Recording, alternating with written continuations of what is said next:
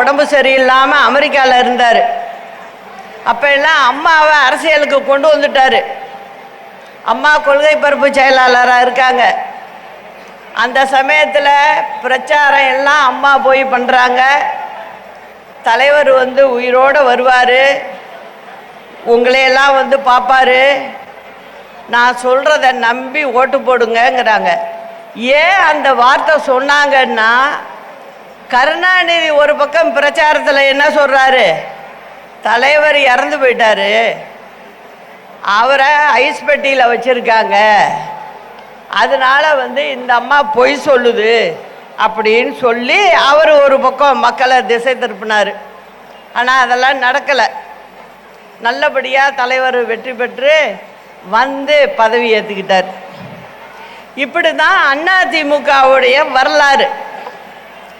அதுக்கப்புறம் என்ன ஆகுது, 87ல் தலைவருக்கு உடல்நிலை சரியில்லாமல் போய் தலைவர் மறைகிறார். டிசம்பர் மாதம் 24ஆம் தேதி.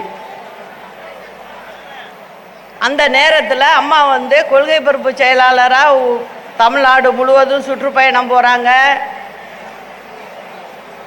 போய் நம்ம கழக தொண்டர்களோட அம்மா பயணிக்கிறாங்க.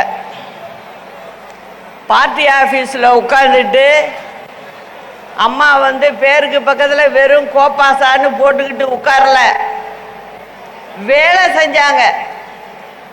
கட்சி தொண்டர்களுடைய குறைகள் எல்லாம் கேட்டு தலைவர் இருக்கும்போது அவருக்கு இன்னென்ன பிரச்சனை இந்த குடும்பத்தில், இவங்க வீட்டுக்கு வேலை வாய்ப்பு கேட்குறாங்க அப்படிங்கிறலாம் சொல்லி அவங்களுக்கு நல்ல விஷயங்களை எல்லாம் செஞ்சு கொடுத்தாங்க.